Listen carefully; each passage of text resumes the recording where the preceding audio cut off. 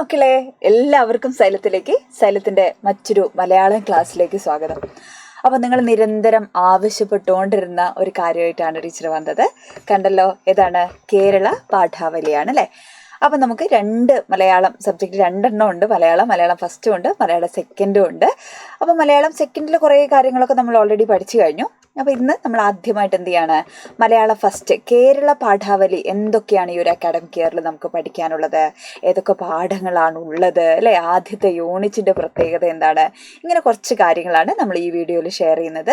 അപ്പോൾ സ്വാഭാവികമായിട്ടും നിങ്ങൾ പറഞ്ഞുകൊണ്ടിരുന്ന കുറേ കാര്യങ്ങളുണ്ട്, കുറേ ചാപ്റ്റേഴ്സ് ഉണ്ട്. അതൊക്കെ എന്ത് ചെയ്യുക, നിങ്ങൾ ഈ ഒരു വീഡിയോയുടെ താഴെ നിങ്ങൾ കമൻറ്റ് ചെയ്യുക കേട്ടോ.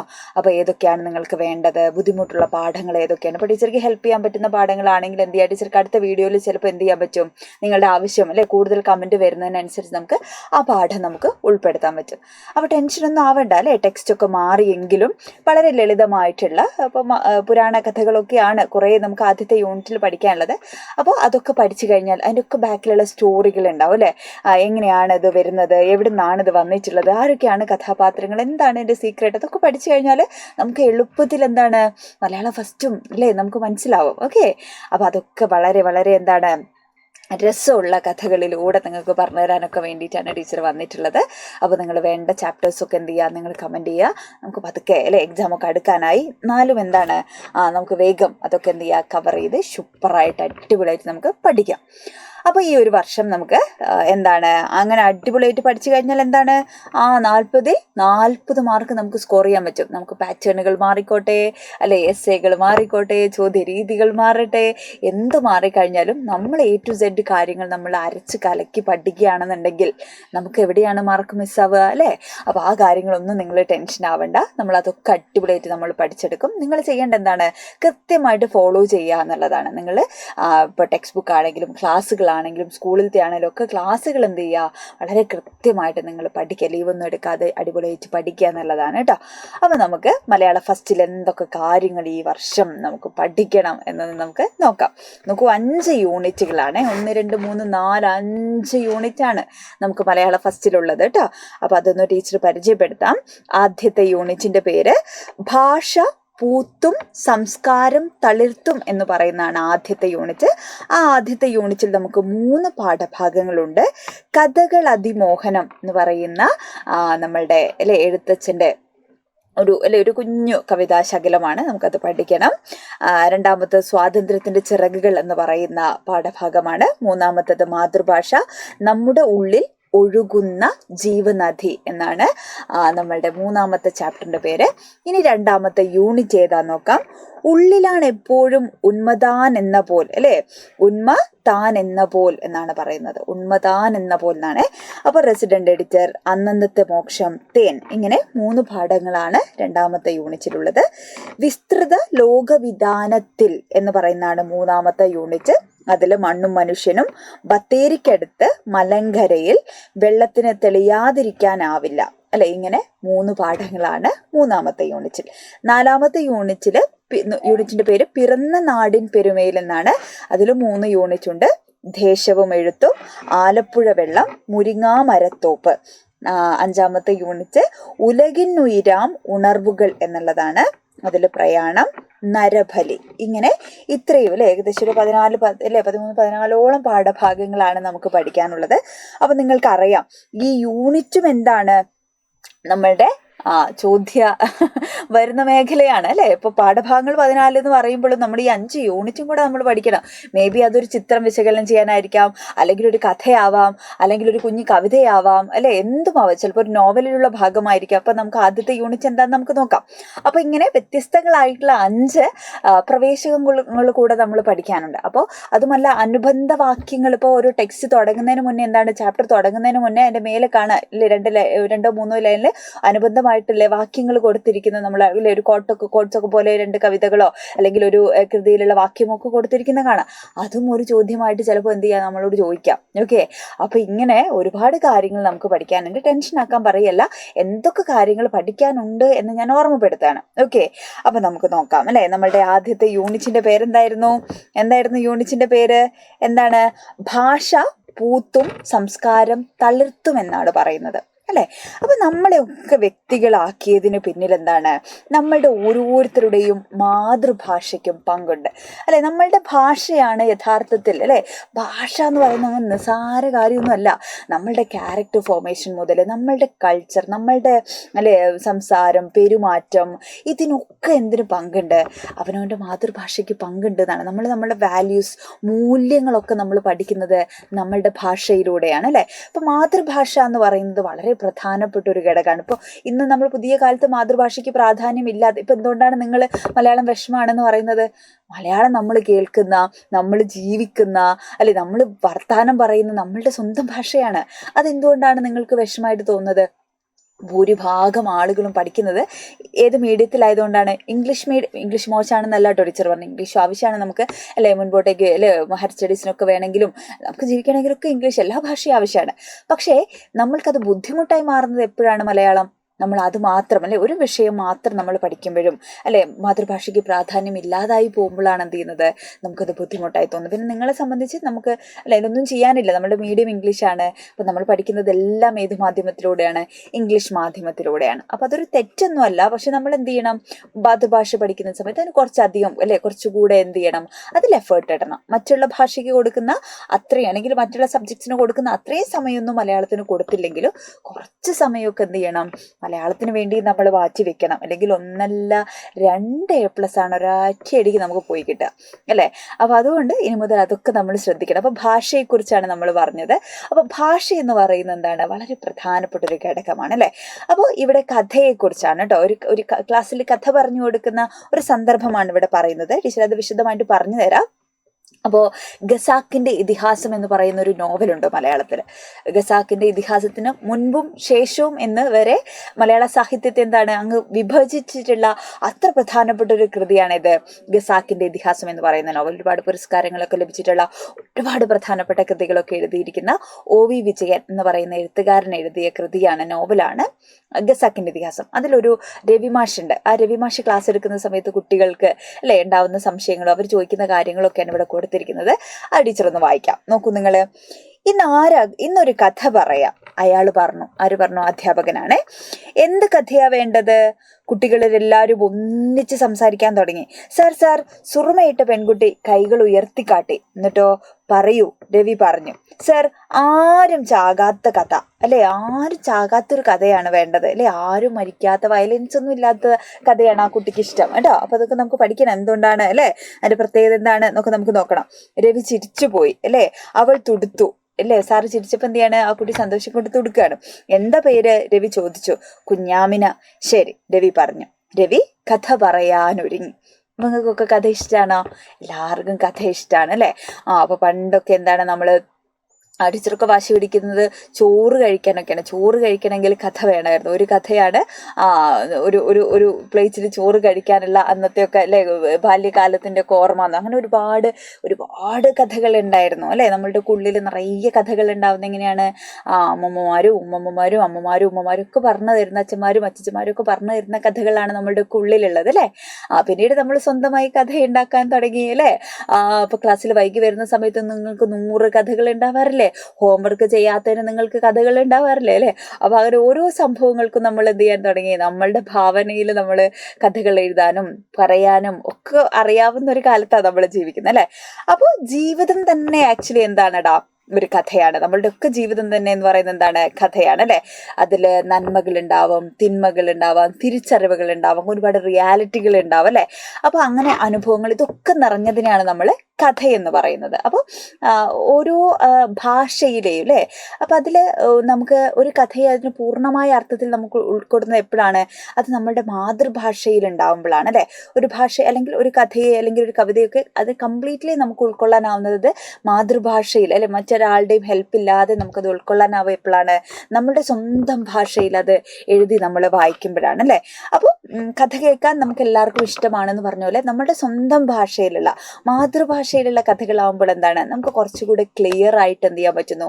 അത് മനസ്സിലാക്കാൻ അല്ലേ, അത് ആവിഷ്കരിക്കാൻ നമുക്ക് കുറച്ചുകൂടെ എന്താണ് ചിന്തിക്കാൻ, അതിനെക്കുറിച്ചൊക്കെ എന്ത് ചെയ്യാൻ സാധിക്കും? മാതൃഭാഷയിലാകുമ്പോൾ നമുക്ക് സാധിക്കും. അപ്പോൾ നമ്മളുടെ ജീവിതത്തെ അല്ലെ കഥ എന്ന് പറയുമ്പോൾ അത് നമ്മളുടെ ഒക്കെ ജീവിതമാണ്, നമ്മളുടെ ഒക്കെ ജീവിതത്തിലുള്ള കാര്യങ്ങളാണല്ലോ കഥകളാവുന്നത്. അപ്പൊ നമ്മളുടെ ഒക്കെ ജീവിതം ആവിഷ്കരിക്കാനും എന്താവശ്യമാണ്? ടീച്ചർ തുടക്കത്തിൽ പറഞ്ഞതുപോലെ നമ്മുടെ വ്യക്തിത്വത്തെ നിർണ്ണയിക്കുന്നതും നമ്മളുടെ സംസ്കാരത്തെ നിർണ്ണയിക്കുന്നതും ഒക്കെ എന്താണ്? അവനവന്റെ മാതൃഭാഷയാണ് എന്നുള്ളതാണ് കേട്ടോ. അപ്പൊ അതുപോലെ നമ്മളുടെ ജീവിതത്തെ നിർണ്ണയിക്കാനും എന്ത് വേണം? മാതൃഭാഷ തന്നെ ആവശ്യമാണ് എന്നുള്ളതാണ്. അപ്പൊ മാതൃഭാഷയിലൂടെയാണ് മനുഷ്യര് അവന്റെ ചുറ്റുപാടുകളില് അല്ലെ അവന്റെ സഹജീവികളെ അല്ലെ അവന്റെ സംസ്കാരത്തെ ഇതൊക്കെ തിരിച്ചറിയുന്നത് എന്തിലൂടെയാണ്? അവനവന്റെ മാതൃഭാഷയിലൂടെയാണ് എന്നുള്ളതാണ്. അപ്പോൾ നമ്മളുടെ ജീവിത കഥയെ ആവിഷ്കരിക്കാനും എന്താവശ്യമാണ്? ഭാഷ ആവശ്യമാണെന്ന് നമ്മൾ പറഞ്ഞു. അപ്പൊ ഇവിടെ നോക്കൂ, ഇവിടെ ഖസാക്കിലെ രവിമാഷ് അല്ലെ, രവിമാഷ് പറയുന്നതും എന്താണ്? മാനവികതയുടെ കഥയാണ് അല്ലെ, മനുഷ്യ സ്നേഹത്തിന്റെ അല്ലെ മാനവികതയുടെ വിശാലമായിട്ടുള്ള ഒരു കഥയാണ് രവിമാഷ് പറഞ്ഞു തുടങ്ങുന്നതും. ഓക്കെ, മാനവികതയുടെ പാഠമാണ് അല്ലെ. ഇപ്പൊ ഈ കുഞ്ഞാമിനെ കേൾക്കാൻ ആഗ്രഹിക്കുന്നത് എന്താണ്? ആരും മരിക്കാത്ത കഥ വേണമെന്നാണ്. സമാധാനവും അല്ലെ സ്നേഹവും സന്തോഷവും ഒക്കെ ആഗ്രഹിക്കുന്ന ഒരു കുഞ്ഞ് അല്ലെ മനസ്സിനെയാണ് നമ്മൾ അവിടെ കാണുന്നത് അല്ലെ. അപ്പൊ ഒരു പുതിയ തലമുറയിലേക്ക് നമുക്ക് വാർത്ത വെക്കാൻ പറ്റുന്ന ഒരു സന്ദേശം കൂടെയാണ് ഈ ഒരു കഥയുടെ ഉള്ളടക്കം എന്ന് പറയുന്നത് കേട്ടോ. അപ്പോൾ സമാധാനവും എന്താ പറയാ ശാന്തിയും ഒക്കെ ആഗ്രഹിക്കുന്ന, ലോകത്തെ സ്വപ്നം കാണുന്ന ഒരു പുതിയ തലമുറ, അല്ലെങ്കിൽ അങ്ങനെ ഒരു കുഞ്ഞാണ് ആര്? കുഞ്ഞാമിന അല്ലെ, കുഞ്ഞുങ്ങളെയാണ് നമ്മളിവിടെ കാണുന്നത്. അപ്പോൾ നമ്മൾ കാണാത്ത കാര്യങ്ങളും അല്ലെ കഥകളിലൂടെ എന്താണ് പല കാര്യങ്ങളും നമ്മൾ ഒരിക്കലും കണ്ടിട്ടില്ലെങ്കിൽ എന്താണ് അതൊക്കെ ആവിഷ്കരിക്കാനുള്ള കഴിവ് എന്തിനുണ്ട്? കഥകൾക്ക് അല്ലെങ്കിൽ ഭാഷയ്ക്കുണ്ട് എന്നുള്ളതാണ്. നമ്മളിപ്പോൾ ഒരിക്കലും രവിമാഷിനെ കണ്ടിട്ടില്ല, കുഞ്ഞാമിനെ കണ്ടിട്ടില്ല അല്ലെ, പക്ഷെ എന്താണ് ഒരു ക്ലാസ്സിൽ എന്താ പറയാ ഒരു ക്ലാസ്സിന്റെ അന്തരീക്ഷം നമുക്ക് അവിടെ വ്യക്തമാണ് അല്ലെ. കഥ പറയാന്ന് പറഞ്ഞപ്പോൾ കുട്ടികൾ എല്ലാവരും ഒന്നിച്ച് സംസാരിക്കാൻ തുടങ്ങുന്നു. അങ്ങനെയാണ് ടീച്ചർമാർ ക്ലാസ്സിൽ ചാപ്റ്റർ നിർത്തി അന്നൊരു കഥയാവാം എന്ന് പറയുമ്പോൾ എന്ത് ചെയ്യണോ, നമ്മളൊക്കെ എന്ത് ഈ ബഹളമൊക്കെ ഉണ്ടാക്കിയല്ലേ അത് കേൾക്കാൻ വേണ്ടിയില്ലേ പുസ്തകമൊക്കെ മടിക്കും, അങ്ങനെ ഒരുപാട് ശബ്ദമൊക്കെ ഉണ്ടാവും ക്ലാസ്സിൽ. അതേപോലെ എന്ത് ചെയ്യാണ് സാർ സാർ എന്നൊക്കെ വിളിക്കുന്ന അതൊക്കെ നമുക്ക് കേൾക്കാൻ പറ്റുന്നുണ്ട്, നമുക്ക് കാണാൻ പറ്റുന്നുണ്ട് അല്ലെ. ആ ഒരു ദൃശ്യം എന്താണ് നമ്മുടെ മനസ്സിലൊരു വാങ്മയ ചിത്രം പോലെ നമുക്ക് ആ ദൃശ്യം എന്ത് ചെയ്യാണ് നമുക്ക് ക്ലിയർ ആയിട്ട് നമുക്ക് ഇങ്ങനെ മനസ്സിലാവണം അല്ലെ. സാർ സാർ അല്ലെ കൈ ഉയർത്തി കാണിക്കുകയാണ് സുറുമ അല്ലെ, എന്നിട്ട് കഥ വേണം എന്ന് പറയുന്നു. അപ്പൊ ഇങ്ങനെ നമുക്ക് കാണാത്ത കാര്യങ്ങൾ ദൃശ്യവൽക്കരിക്കാൻ. അപ്പൊ വേറൊരു ഭാഷയിലാണെങ്കിൽ നമുക്ക് എന്ത് ചെയ്യാൻ പറ്റില്ല, വേറെ ഭാഷ നമുക്ക് മനസ്സിലാവില്ല എന്നല്ല ടീച്ചർ പറഞ്ഞത്. മാതൃഭാഷയിലൂടെ ആവുമ്പോൾ എന്ത് ചെയ്യണോ നമുക്ക് കുറച്ചുകൂടെ പെട്ടെന്ന് എന്ത് ചെയ്യാൻ പറ്റും, അതിങ്ങനെ വിഷ്വലൈസ് ചെയ്തിട്ട് നമുക്ക് കാണാൻ പറ്റും അല്ലെ. ദൃശ്യപരത എന്നുള്ളൊരു പ്രത്യേകത എന്താണ്? കഥകളുടെ ഏറ്റവും വലിയ പ്രത്യേകതയാണ്. അപ്പൊ അതെന്ത് ചെയ്യണോ നമുക്ക് ഇങ്ങനെ മുമ്പിൽ അല്ലെ വരച്ചു വെച്ചതുപോലെ നമുക്ക് കാണാൻ പറ്റും എന്നുള്ളതാണ് കേട്ടോ. അപ്പോൾ പിന്നെ കഥയിൽ പോലും മരണം വേണ്ട എന്ന് ആഗ്രഹിക്കുന്ന കുഞ്ഞാമിനെ പോലെയുള്ള ആളുകളുടെ അല്ലെ കുഞ്ഞുങ്ങളുടെ നിഷ്കളങ്കമായിട്ടുള്ള മനസ്സ് നമുക്ക് കാണാൻ പറ്റുന്നു അല്ലെ. അങ്ങനെ മരണമില്ലാത്ത ലോകത്തെക്കുറിച്ചുള്ള പ്രതീക്ഷകളും അല്ലെ അങ്ങനെ ശാന്തിയും സമാധാനവും ഒക്കെ ആഗ്രഹിക്കുന്ന ഒരു ലോകത്തെയും ഒരു പുതിയ തലമുറയൊക്കെ എന്ത് ചെയ്യാൻ പറ്റാണ് നമുക്ക് ഈ കഥയിലൂടെ നമുക്ക് കാണാൻ സാധിക്കുന്നു എന്നുള്ളതാണ്. അപ്പോൾ ഒരുപാട് കാര്യങ്ങളാണ് എന്ത് ചെയ്യുന്നത് നമുക്കിവിടെ മനസ്സിലാവുന്നത് അല്ലെ. ഒരുപാട് കാര്യങ്ങൾ ഇപ്പോൾ ഭാഷയെക്കുറിച്ചുള്ള ഒരുപാട് പ്രാധാന്യങ്ങൾ, ഒരുപാട് പ്രധാനപ്പെട്ട കാര്യങ്ങളൊക്കെ എന്ത് ചെയ്യാണ് ഈ ഒരു കുഞ്ഞു കഥയിലൂടെ പ്രവേശകത്തിലൂടെ നമുക്ക് മനസ്സിലാവുകയാണ്. അപ്പോൾ മനുഷ്യ കഥ എന്ന് പറഞ്ഞു കഴിഞ്ഞാൽ മനുഷ്യ ജീവിതം തന്നെയാണ് എന്ന് വേണം നമ്മൾ ആദ്യം മനസ്സിലാക്കാൻ. അപ്പോൾ കഥ പറയാനാണെങ്കിലും കേൾക്കാനാണെങ്കിലും ഒക്കെ എന്താണ് നമുക്ക് ജന്മസിദ്ധമായിട്ടുള്ള ടീച്ചർ നേരത്തെ പറഞ്ഞ പോലെ നമ്മൾ തന്നെ എന്തൊക്കെ കഥകൾ ഉണ്ടാക്കും അല്ലെ. ഒന്ന് ക്ലാസ്സിൽ വൈകി എത്തുമ്പോൾ തന്നെ എനിക്ക് തന്നെ അറിയാം അല്ലെ എത്ര കഥകളാണ് കേൾക്കാറുള്ളത്. അല്ലെങ്കിൽ നമുക്കിപ്പോൾ ഹോംവർക്ക് ചെയ്യാൻ മറന്നുപോയി കഴിഞ്ഞാൽ എന്തൊക്കെ കഥകൾ ഉണ്ടാകും. നമുക്ക് ഒരു ദിവസം ലീവ് എടുത്തു കഴിഞ്ഞാൽ അല്ലെ ഒറ്റ ദിവസത്തേക്ക് മാത്രം മിന്നിമാഞ്ഞു പോകുന്ന തലവേദനയുടെ കഥകൾ ഉണ്ടാക്കാം, വയറുവേദനയുടെ കഥകൾ ഉണ്ടാവാം അല്ലെ. നിങ്ങൾക്ക് അറിയാലോ, ഞാൻ കൂടുതൽ പറയണ്ടല്ലോ അല്ലെ. അപ്പൊ അങ്ങനെ ജീവിക്കാനും ജീവിതം ആവിഷ്കരിക്കാനും ഒക്കെ എന്താവശ്യമാണെടാ? ഭാഷ നമുക്ക് ആവശ്യമാണ് അല്ലെ. അപ്പൊ ഓരോ ജനസമൂഹവും അവന്റെ ചുറ്റുപാടിൽ നിന്ന് ആർജിക്കുന്നത് മാതൃഭാഷ അല്ലെ. ആ മാതൃഭാഷയിലൂടെയാണ് എന്ത് ചെയ്യുന്നത് ജീവിതത്തെ നിർവഹിക്കുന്നത് അല്ലെങ്കിൽ ജീവിത ആവിഷ്കാരം എന്ന് വേണം നമ്മൾ മനസ്സിലാക്കുക. ഭാഷ എന്ന് പറയുന്ന ഒരിക്കലും എന്തല്ല നിസ്സാരമായിട്ടുള്ള ഒരു കാര്യമല്ല. ഒരാളുടെ എന്താ പറയുക അടിമുടിയുള്ള വളർച്ചയുടെ പിന്നിലൊരു പ്രധാനപ്പെട്ട ഘടകം എന്ത് തന്നെയാണ്? ഭാഷയാണ് കേട്ടോ.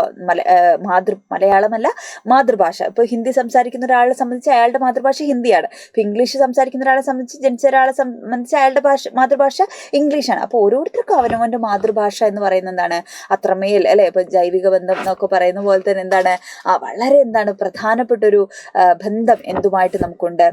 അവനവന്റെ മാതൃഭാഷയുമായിട്ടുണ്ട് എന്നാണ് നമ്മൾ മനസ്സിലാക്കേണ്ടത്. ഇനി അതുകൊണ്ട് തന്നെ ഈ ഒരു യൂണിറ്റിൽ നമ്മൾ ഭാഷയിലുള്ള മികച്ച കൃതികളെയാണ്, ഏറ്റവും പ്രധാനപ്പെട്ട കൃതികളെയാണ് നമ്മൾ ഇപ്പോൾ എഴുത്തച്ഛൻ്റെ അല്ലെ എന്താ പറയുക മഹാഭാരതം കിളിപ്പാട്ട് നമ്മൾ പരിചയപ്പെടാൻ പോവുകയാണ്. അതേപോലെ വളരെ പ്രധാനപ്പെട്ട ഉണ്ണായി വാര്യർ എഴുതിയ ആട്ടക്കഥയാണ് നളചരിതം, അതാണ് നമുക്ക് പഠിക്കാനുള്ള അടുത്ത. അപ്പോൾ ഇങ്ങനെ ഭാഷയിൽ എഴുതപ്പെട്ട പ്രധാനപ്പെട്ട നമ്മുടെ മാതൃഭാഷയിൽ ഉണ്ടായിട്ടുള്ള പ്രധാനപ്പെട്ട സാഹിത്യ കൃതികളെയാണ് എന്ത് ചെയ്യുന്നത് നമ്മൾ ഈ ഒരു യൂണിറ്റിലൂടെ നമ്മൾ പരിചയപ്പെടാൻ പോകുന്നത്. ഓക്കെ, അപ്പോൾ നമ്മളുടെ ഈ ഒരു നോവൽ അല്ലെ OV വിജയൻ എഴുതിയ നോവലാണ് ഇത് ഖസാക്കിന്റെ ഇതിഹാസം എന്ന് പറയുന്ന നോവൽ. ഖസാക്കിന്റെ ഇതിഹാസത്തിലുള്ള ഒരു ഭാഗമാണ്, ഒരു കുഞ്ഞു ഭാഗമാണ്. രവിമാഷും കുഞ്ഞാമിനിയൊക്കെ വന്ന ഭാഗമല്ലേ അത്? ഏത് നോവലാണ്? ഖസാക്കിന്റെ ഇതിഹാസം എന്ന് പറയുന്ന നോവലാണ്. അപ്പോൾ OV വിജയൻ എന്ന് പറയുന്ന ആള് അല്ലെ മലയാളത്തിൽ വളരെ പ്രധാനപ്പെട്ട സാഹിത്യകാരനാണ്. അപ്പോൾ അദ്ദേഹത്തിന്റെ ഏറ്റവും ഒരു മാസ്റ്റർ പീസ് നോവൽ എന്നൊക്കെ നമുക്ക് പറയാൻ പറ്റുന്ന ഒരു നോവലാണ് ഏത് നോവല്? ഖസാക്കിന്റെ ഇതിഹാസം എന്ന് പറയുന്ന നോവൽ കേട്ടോ.